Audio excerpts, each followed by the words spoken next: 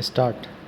माननीय महोदय, इस सदन के 10 सदस्यों ने जिस महत्वपूर्ण प्रश्न को जिस करुणाजनक प्रश्न को इस सदन में उठाया उसके बारे में मैं निवेदन करना चाहता हूँ कि यह 10-12 सदस्यों की चिंता का विषय नहीं है। विराम।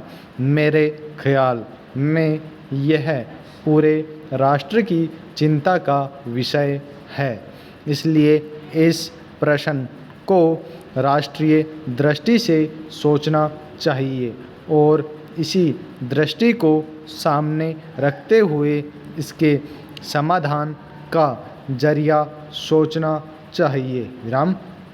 मैंने इस प्रश्न को इसलिए राष्ट्रीय प्रश्न कहने की हिम्मत की है कि जिन लोगों को बचाने की, जिन लोगों की तकलीफ़ों की यहाँ चर्चा की गई है, उनमें से ज़्यादातर वे लोग हैं जिन्होंने हमारे राष्ट्र की सुरक्षा, हमारे राष्ट्र की इज्जत और राष्ट्र के गौरव को बचाने में अपनी जान की बाजी लगाकर हमारी सेनाओं की सहायता की है। विराम। पैराचिन्ह। इसलिए मैं कहता हूँ कि उनके गौरव की जो गाथाएँ हैं वे हमारे राष्ट्रीय इतिहास का एक अंग बन चुकी हैं। विराम।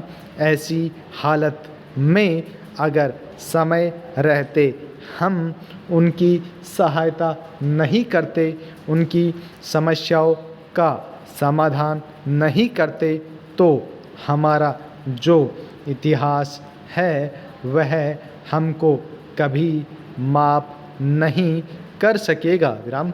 मैं अपने शासन से यह कहना चाहता हूँ कि इस बारे में शासन का जो दृष्टिकोण है वह कोई ज़्यादा अच्छा दृष्टिकोण नहीं है। विराम।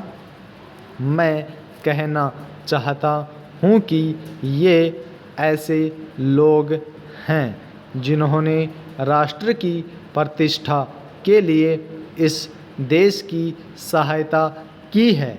उनके ऊपर हम लोगों को गर्व है और उन लोगों के बारे में मैंने स्वयं इस प्रकार के प्रमाण पत्र देखे हैं जिनमें हमारी सेना के सर्वोच्च अधिकारियों ने इस बात को प्रमाणित किया है कि इन लोगों ने सेना की बहुत ही ज़बरदस्त सहायता की है और अपने जीवन का खतरा मोल लेकर हमारे देश की सुरक्षा के लिए काम किया है। राम। ऐसे लोगों को अधिक से अधिक सहायता दी जानी चाहिए। राम। इस समय कैंपों के अंदर उनकी जो दयनीय स्थिति है उसको तत्काल ठीक किया जाना चाहिए। विराम।